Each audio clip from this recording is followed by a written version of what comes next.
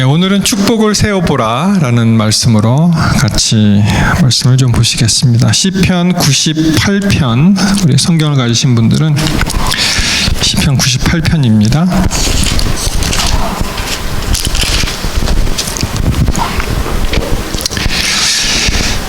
자, 이렇게 시작이 됩니다. 시편 98편 1절에 새 노래로 여호와께 찬송하라.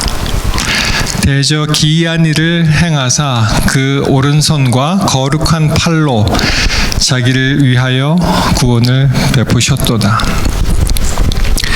여호와께서 그 구원을 알게 하시며 그 의를 열방의 목전에 명백히 나타내셨도다.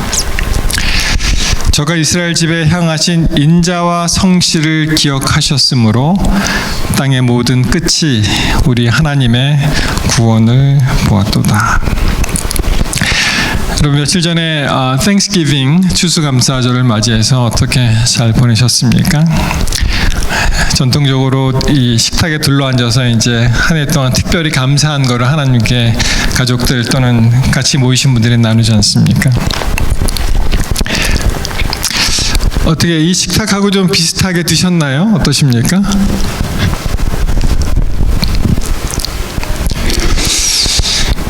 뭐 아시는 대로 이 가장 큰 명절 중에 하나죠, 미국에서는.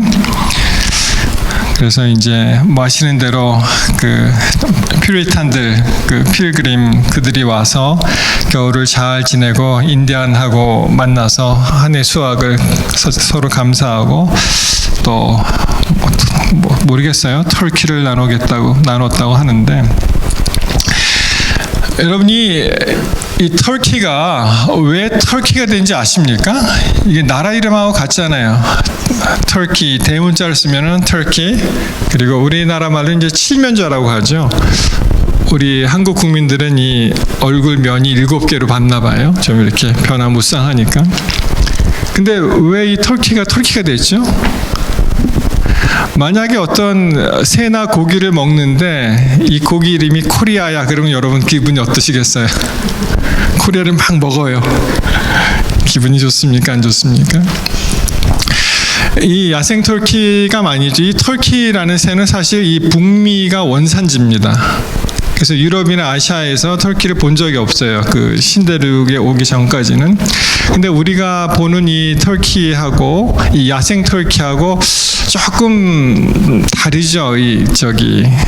그냥 한국에서 이 동물원이나 이 학교 그런 데서 본 거랑 다릅니다. 제가 이 터키가 왜 터키가 됐나 좀 찾아봤는데요. 뭐 여러 가지 학설이 있습니다. 그 중에 한국의 그 고바우 그 그림 그리시는 분 아시죠?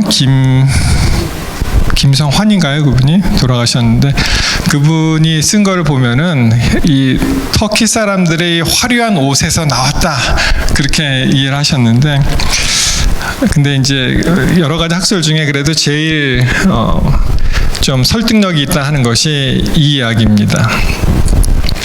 아프리카에 이런 새가 있었어요. 터키하고 좀 비슷합니까? 이 새 이름은 기니 파울이라는 새입니다. 기니 파울. 근데 이 새가 터키 사람, 하여튼 터키로 우송이 돼서 이제 유럽으로 건너갔어요. 이게 오른쪽이 이제 야생 터키죠. 좀 비슷합니까? 얼핏 보니까. 그래서 유럽 사람들이 터키에서 왔으니까, 터키를 통해서 왔으니까 터키 칵이다, 뭐 터키 닭이다, 이렇게 생각을 했는데, 미국에 가서 보니까 얘랑 비슷하게 생긴 애가 있는 거예요. 그러니까 터키가 여기 있네, 그래서 터키가 됐다는 그런 설이 있습니다. 이 추수감사절을 맞이해서 이게 Thanksgiving Turkey라고 하죠. 그래서 이 터키가 죄를 지었으면 얼마나 많이 지었습니까만, 하여튼 사면을 해주는 게 있어요. 그래서 이 대통령이 뭐 터키한테 나의 직권으로 너를 사면하노라 그러면 이 터키는 평생 안 잡아 먹히고 그냥 평생을 산대요. 그냥. 그래서 올해는 무슨 말이 있냐면은 Thanksgiving 식탁에 피넛바다와 젤리는 올려놔서는 안 된다, 그런 말이 있습니다. 그 얘기 들어보셨어요? 왜 피넛바다 젤리가 안 되지? 얘가 피넛버터고요, 얘가 젤리예요. 사면바다. 그래서 피넛바터 앤 젤리가 올려져서는 안 된다. Peanut butter and jelly won't be at the Thanksgiving table this year, 그런 말이 있습니다. 왜냐하면 사면을 받았기 때문에. 그래서 이 사면, 어떻게 보면 이제 구원이잖아요. 추수감사하고 이제 이렇게 연결되는데, 우리 성도님들 다 며칠 목요일이었지만 좋은 추수감사절을 지내셨기를 바랍니다. 여러분, 이 세상에는요, 세 가지 부류가 있는데, 이 먹는 거에 따라서. 첫 번째 부류는 식사 때가 오면은 그냥 먹는데요. 그런 사람이니까 식사 시간이네, 또 먹고, 식사 시간이 먹고. 그리고 또 다른 부류가 있는데 뭐냐 하면은 지금 한 끼를 먹으면은 다음 끼가 언제 올지 모르는 그런 부류가 있답니다. 우리 대한민국하고 가까이 있는 나라도 그런 나라의 하나겠죠. 아프리카에도 많이 있겠지만, 또 다른 한 부류가 있는데 그 부류는 뭐냐 하면은 칼로리를 재면서 먹는 사람들이래요. 칼로리를 재면서, 살을 빼면서 이렇게 먹는 사람들. 그렇게 세 부류가 있어서 사람들이 이렇게 얘기합니다. 이제는 식사 기도를 안 한대요. 식사 기도를 안 하고 먹고 난 다음에 기도를 한답니다. 식후. 왜냐하면 소화 좀 잘 되게 해주세요 하고 그렇게 기도한다는 그런 말이 있습니다. 하여튼 이 풍성한 가을의 계절 땡스기빙을 맞이해서 우리 성도님들, 하나님께서 1년 동안 함께 하시고 복 주시고 인도하시고 보호하신 그 은혜를 감사드리고, 특별히 가족분들하고 또 좋은 시간을 보내시기를 바랍니다. 성경에 절기가 여러 개 있는데 그 중에 이 추수감사절하고 거의 비슷한 절기가 있습니다. 자, 출애굽기 23장 16절에 보시면 이런 말이 있습니다. 맥추절을 지키라. 이게 보리맥자입니다. 가을 추자. 맥추절을 지키라. 이는 내가 수고하여 밭에 뿌린 것의 첫 열매를 거둠이니라. 그 다음에 수장절이라고 나오죠. 이 수장절이 이게 수확할 때 거둘 숫자의 이 보관하는 장자입니다. 그래서 이게 땡스기빙과 비슷한데, 수장절을 지키라. 이는 내가 수고하여 이룬 것을 연말이죠. 해 끝 연말에 밭에서부터 거두어 저장합니다. 그래서 맨 처음에 이 맥추절 첫 열매를 거두고, 그리고 연말에 또 이렇게 많은 풍성한 그런 수확을 거두는 그런 것이 있습니다.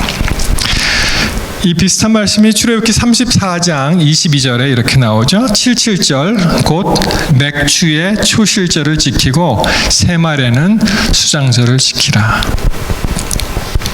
그래서 이 77절, 초실절, 맥추절 다 같은 말이고요. 수장절이 또 장막절, 초막절하고 이제 같은 그런 개념입니다. 그래서 맨 처음에 초실절을 지키고 또 새말에는 수장절을 지키고, 또 영어 추수감사절을 뭐라 그러죠? 영어로 Thanksgiving 그러잖아요. 감사함을 드린다 이런 뜻입니까? Thanksgiving Day. 그 Thanksgiving이라는 말이 정확하게 또 성경에 나오는데 대표적으로 시편 50편 23편에 나옵니다. 여기 보시면은 그 English Standard Version인데요. 보시면은 the one who offers, 여기 나오죠. Thanksgiving as his sacrifice glorifies me. 우리 한글 성경으로 감사로 제사를 드리는 자가 나를 영화롭게 하나니 그의 행위를 옳게 하는 자에게 내가 하나님의 구원을 보이리라. 그래서 감사로 제사를 드리는, 여기 해당되는 것이 영어에 보시면 이제 Thanksgiving입니다. 다른 번역을 보시면은 감사로 제사를 지내는 것 또는 감사의 제사를 지내는 것, 이렇게 다른 번역본에는 그렇게 되어 있습니다. 이 영어를 풀으면 어떻게 돼요? 이게 희생제물이잖아요. 희생제물로 감사를 드리는 사람은 나를 영화롭게 한다. 그래서 이제 Thanksgiving, 하나님께서 즐겨 받으시는 것이 감사시라는 것을 알 수가 있습니다. 여러분, 이스라엘 백성에게 아주 중요한 절기가 3개가 있는데 그게 뭔지 아십니까? 다시 아까 읽었던 출애굽기 23장으로 가십니다. 여기 이렇게 나오죠. 너는 매년 3차에 3번 내게 절기를 지켜라, 이렇게 나옵니다. 그러니까 굉장히 중요한 절기를 이제 말씀하시는 거예요. 한번 들어보십시오. 그 다음 절을 보시면은 너는 무교병의 절기를 지키라. 이 무교병의 절기는 무슨 절기죠? 그러니까 6월절이죠. 6월절. 무교병의 절기를 지키라. 내가 명한 대로 아비벌 정한 한때에 7일 동안 무교병을 먹을지니 이는 그달에 내가 애굽에서 나왔음이라 빈손으로 내게 보이지 말지니라. 그래서 이 특별히 중요한 절기 3개 중에 첫 번째는 6월절을 말씀하셨고요. 그 다음 절에 보시면은 맥추절이 나옵니다. 아까 말씀드린 대로 영어 성경에는 여기는 그냥 크랍이라고 되어 있는데 어떤 성경 보면 이제 wheat, 밀이라고 표현되는데 하여튼 수확물 중에 우리 한글 성경은 이 보리맥자를 썼습니다. 맥추절을 지키라. 맨 처음에 6월절, 그 다음에 맥추절, 그렇죠? 이는 내가 수고하여 밭에 뿌린 것의 첫 열매를 거둠이니라. 그래서 맥추절이 나오고 그 다음에 이제 수장절을 지키라. 땡스기빙이죠. 수장절. 거두어서 저장하는 절기. 수장절을 지키라. 이는 내가 수고하여 이룬 것을 연말이죠. 이어의 끝. 연종의 밭에서 거두어 저장함이니라.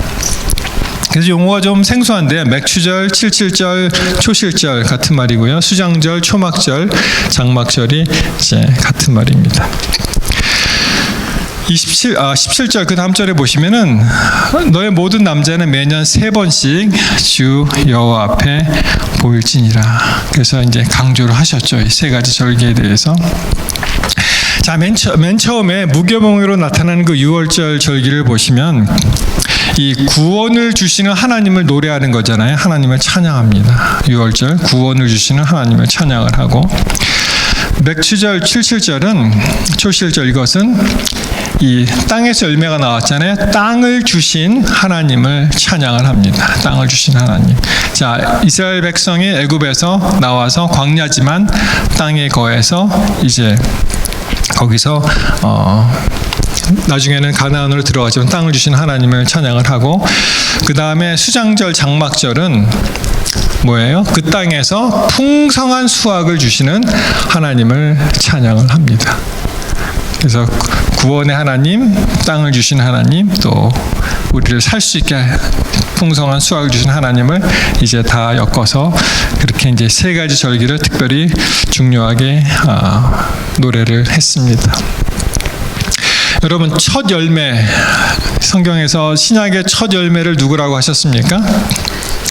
그리스도. 고린도전서 15장 20절, 우리 첫 열매가 아까 나왔었죠. 그러나 이제 그리스도께서 죽은 자 가운데서 다시 살아 잠자는 자들의 첫 열매가 되셨도다. 그렇죠? 부활의 첫 열매, 이제 그리스도라고 말씀하셨기 때문에 이것이 이스라엘 절기는 그리스도하고 그리스도의 사역하고 이제 이렇게 매칭이 되지 않습니까? 그런데 놀랍게도 첫 열매를 말씀하시면서 그리스도뿐만 아니라 우리들 구원받은 백성들도 첫 열매라고 말씀을 하셨습니다. 예수님을 따라가는 사람들이니까, 예수님의 그 모본을 받아서. 그 말씀이 야고보서 1장 18절에 나오죠. 그가 그 피조물 중에 우리로 한 첫 열매가 되게 하시려고 자기의 뜻을 따라 진리의 말씀으로 우리를 낳으셨다. 하나님께서 말씀하신 거죠. 여기서 그가는 하나님이십니다.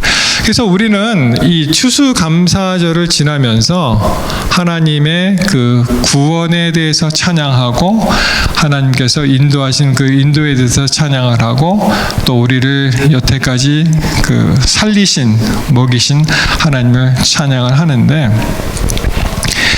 대표적인 것이 이제 출애굽기 15장에 나오는 그 모세와 미리암의 노래죠. 그 홍해가 갈라지는 그 이적을 경험을 하면서 하나님께 찬양을 하는데 그것이 바로 구원의 노래입니다. 출애굽기 15장 2절 여호와는 나의 힘이요 노래시며 나의 구원이시로다. 그는 나의 하나님이시니 내가 그를 찬송할 것이요 내 아비의 하나님이시니 내가 그를 높이리로다. 여러분, 우리가 많은 경우에 하나님께서 이렇게 1년 동안 축복을 하시고 참 감사해, 나는 이런 감사의 제물을 드리고 싶어 라고 이제 생각을 하잖아요. 예를 들어서 소소한 것들,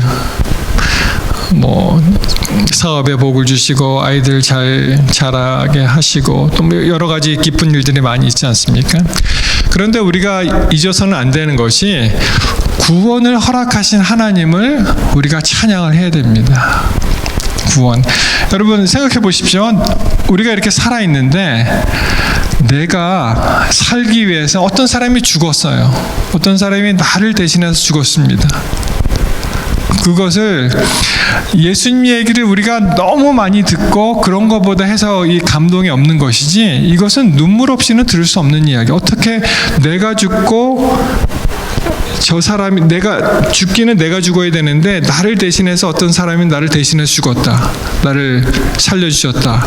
이것은 사실은 눈물 없이는 들을 수 없는 이야기입니다. 예수님이 그 일을 하셨는데 우리는 너무나 많이 듣고 당연하게 먼 이야기, 그저 이웃에 일어났던 그런 이야기로 생각할 때가 많은데 아닙니다. 바로 우리를 위해서 예수님이 돌아가신 것을 우리가 기억을 해야 됩니다. 이해를 돕기 위해서 이 말씀을 좀 드리고 싶습니다. 이분이 전재용이라는 선장이에요. 전재용. 아마 이 이야기를 많은 분들이 들으셨을 텐데요. 1985년 11월 14일, 그러니까 거의 지금으로부터 한 40년까지는 안 됐지만 거의 40년 전 이야기인데, 이분이 광명호라는 광명 7호인가 하는 그 배를 타고 인도양에서 조업을 하다가, 광명 87호군요. 1985년 11월 14일에 인도양에서 참치를 잡고 이렇게 이제 귀향을 하는 거죠. 부산까지. 그러면 많이 들어보셨죠? 말라카 해협, 인도네시아와 말레이시아 사이를 지나서 이게 최단 루트입니다. 이렇게 와요. 근데 여기서 누구들을 만나냐 하면은 그 유명한 사람들이죠. 여러분 보트 피플이라고 들어보셨죠? 1980년도에 자유월남이 1975년도에 폐망을 했는데 10년이 지났는데도 그때도 계속 사람들이 못 살겠다는 거예요. 공산주의에서. 그리고 무작정 배 타고 이 해외로 나온 사람들, 난민이죠. 일종의 난민, 보트 피플을 발견하게 됩니다. 얼마나 사람들이 많이 탔는지요. 이 구원해 주지 않으면 이 사람 다 죽습니다. 그냥.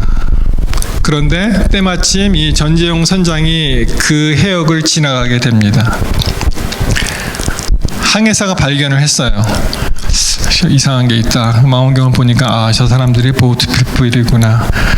이 얘기만 들었지만 자기한테 닥치니까 굉장히 난감했어요. 여러분이 만약 이 선장의 위치에 계시면은 어떻게 하시겠습니까? 상부 회사에 보고했어요. 그랬더니 그들을 무시하고 그냥 귀향하라, 그렇게 얘기를 했습니다. 무시하고 귀향하라. 근데 이렇게 쭉 배가 가다가 이분이 결단을 내립니다. 야, 저렇게 지금 가면은 기관도 고장이 났죠. 저렇게 많은 사람이 배는 가라앉고 있죠. 파도만 좀 세게 치면은 그냥 침몰하는데 어떻게 사람을 구조 못하겠는가. 그래서 이제 간부 회의를 해서 모든 책임은 내가 진다. 그리고 그들을 구조합니다.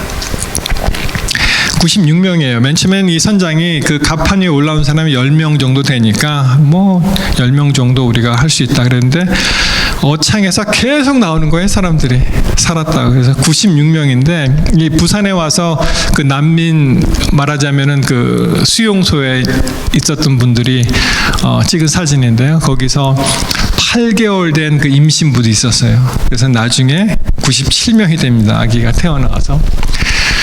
여기 있는 분을 잘 주목해 주세요. 이분이 피터 누엔이라는 분인데요.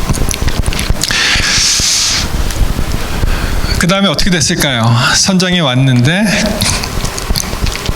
혹독한 조사를 받게 됩니다. 왜 공산주의, 혹시 월맹 공산주의자들 구조한 것이 아니냐, 어떤 경위로 구조하게 됐느냐, 돈 받은 것은 없느냐, 나쁜 짓 한 것은 없냐, 혹독한 조사를 받게 되는데 일주일인가를 배에서 못 내렸대요. 계속 뭐 안기부 뭐 이런 데서 조사하느라고. 그리고 이분은 그 일로 해고됩니다. 선장이 해고가 돼요.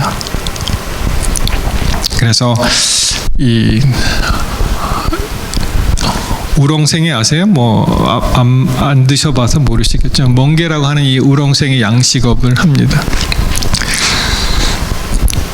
이야기가 그냥 이렇게 끝나는 줄 알았어요. 근데 아까 그 말씀드린 이 사람이 피터 누엔이라는 분인데 베트남 이분이 자유월남에서 그 군복무를 하신 분인데 영어를 참 잘합니다. 그래서 이분이 그 배에 타서 이제 통역관으로 이제 대표가 됐죠. 대표가 됐는데 결국은 1년 반을 한국에서 있다가 필리핀에 좀 있다가 미국에 와서 이제 간호사가 돼서 가족들을 다 데리고 와요. 근데 잊을 수 없는 사람이 있죠. 이 선장을 만나야 되는 거예요. 자기를 구해준 은인을. 이분이 잊지 못하고 그분을 찾습니다. 한번 자료 화면을 보실 텐데요. 우리 함께 보시겠습니다.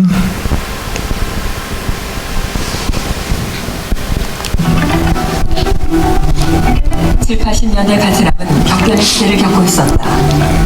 7년간의 전쟁 끝에 남베트남이 패망하고 사회주의 국가가 됐지만 이후에도 인접 국가와의 크고 작은 전쟁으로 안정을 찾지 못하고 있었다.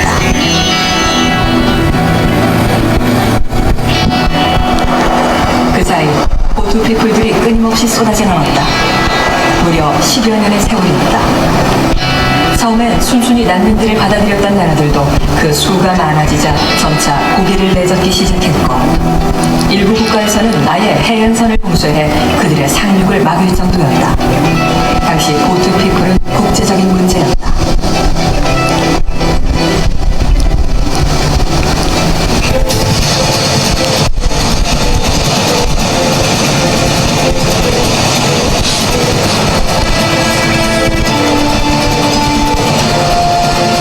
수많은 보트피플들이 요동치는 망망대해에서 두려움과 공포에 따라야 했던 시절이었다.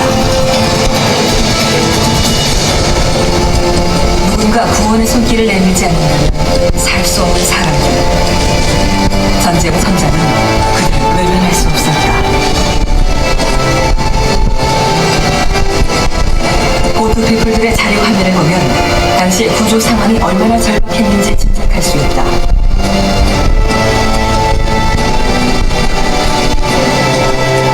4톤짜리 작은 배에서 사람들이 끊임없이 쏟아져 나왔다.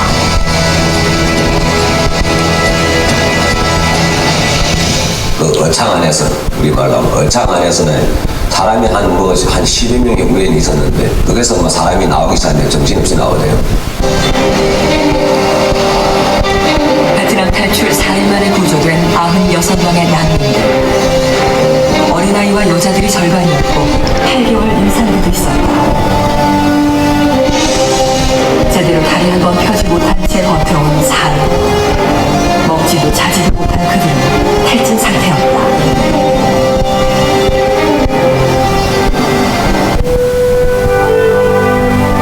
이후 2년여 동안 수십 통의 편지로 서로의 마음을 주고받았다.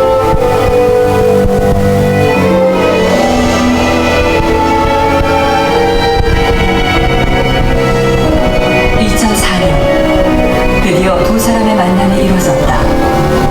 피터 누엔과 수많은 베트남인들, 취재진이 전 선장을 기다렸다.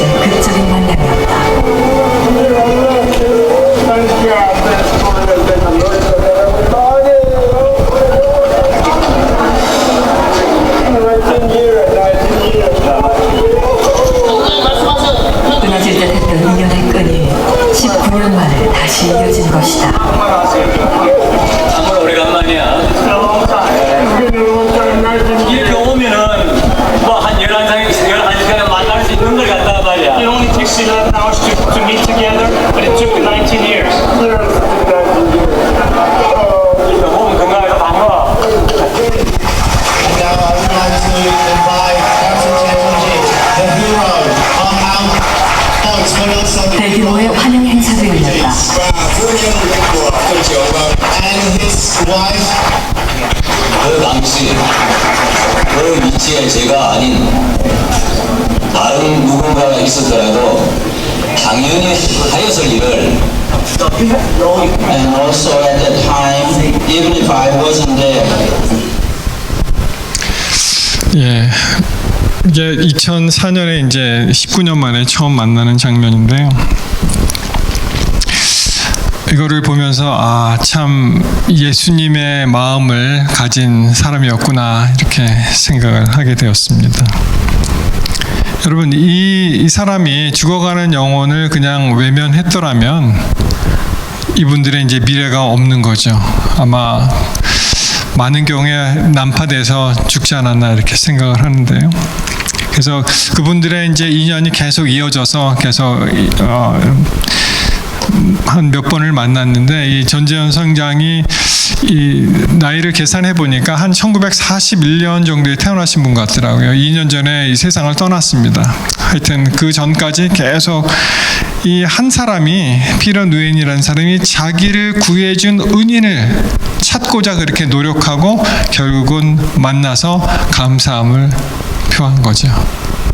참 감동이죠.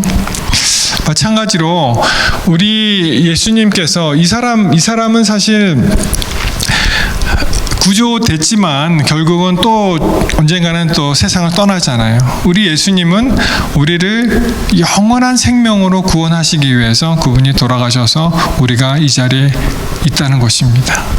우리가 그것을 잊어서는 안 되죠.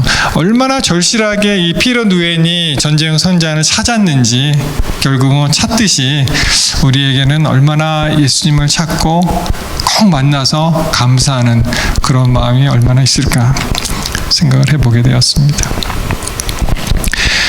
그런데요, 모세의 노래가 출애굽기에 있듯이 계시록에 또 어린 양의 노래 아시죠?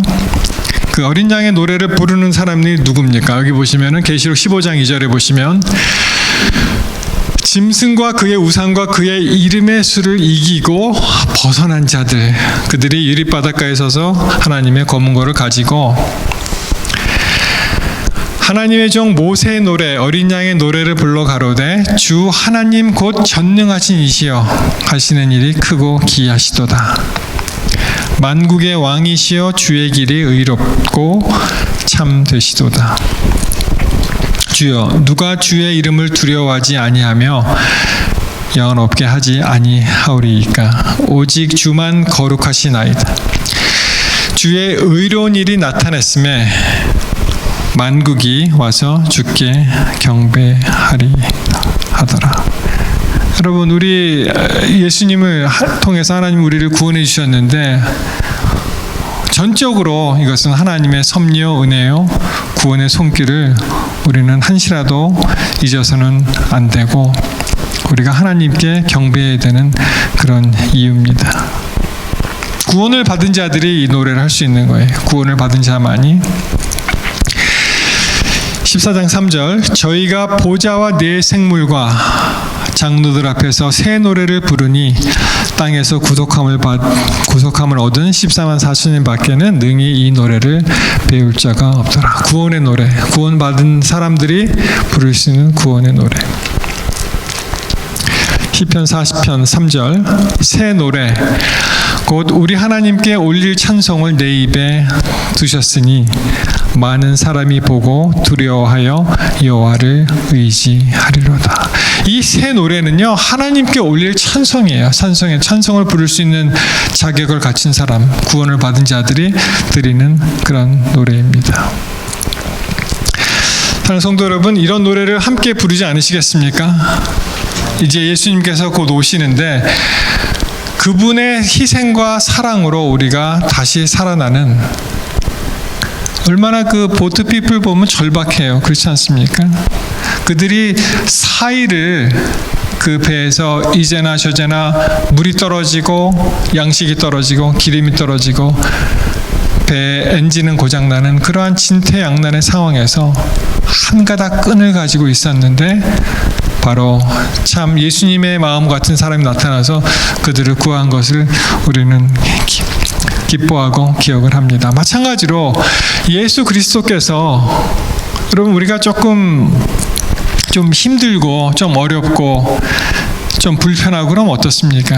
우리가 이걸 하나 기억하십시다. 예수 그리스도께서 오늘도 살아계시고 그분이 나를 사랑하셔서 나를 구원하셨다. 그 마음을 정말 그 마음을 갖고 있으면은 우리의 잠깐 스쳐 지나가 이 고통과 어려움과 이 불편함은 아무것도 아니라고 생각을 합니다. 사랑하는 성도 여러분, 우리 감사 주간에 다시 한번 우리의 마음을 모아서 예수님을 찬양하십시다. 예수님의 구원을 베푸신 예수님께 감사의 노래를 드리게 되시기를 바랍니다.